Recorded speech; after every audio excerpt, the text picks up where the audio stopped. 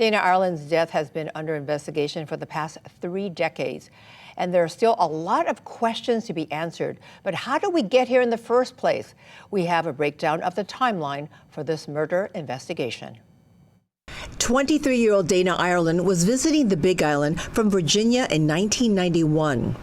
But her trip to the islands was cut short after her body was found on Christmas Eve in the Va'ava'a subdivision in Kapoho. Police say a vehicle struck her while she was riding a bike along a fishing trail. Officers found her mangled bike and her body just miles away in the bushes. She was barely alive and partially naked. Officers found that she was kidnapped and sexually assaulted. She died from her injuries on Christmas Day.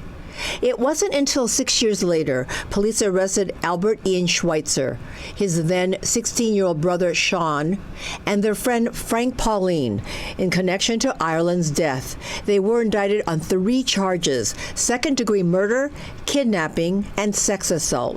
In 1998, the case was dismissed.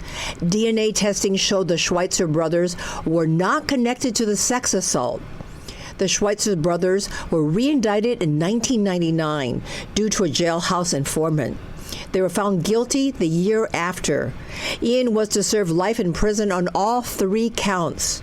Sean was to serve a year in jail with time served and 5 years probation for manslaughter and kidnapping. In 2015, Pauline, who was still serving time in a New Mexico prison, was killed by an inmate.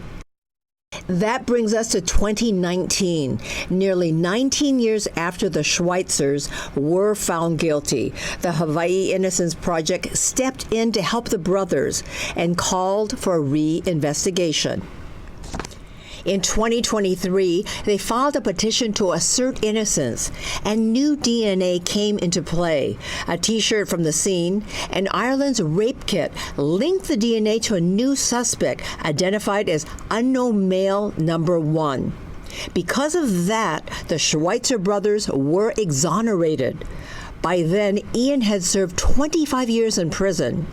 And in July 2024, investigators were able to find and identify unknown male number 1. Investigators collected DNA from the suspect via a swab on July 19th, and those tests linked the suspect to the scene. But the suspect was found dead on July 23rd. The medical examiner said he died of apparent suicide.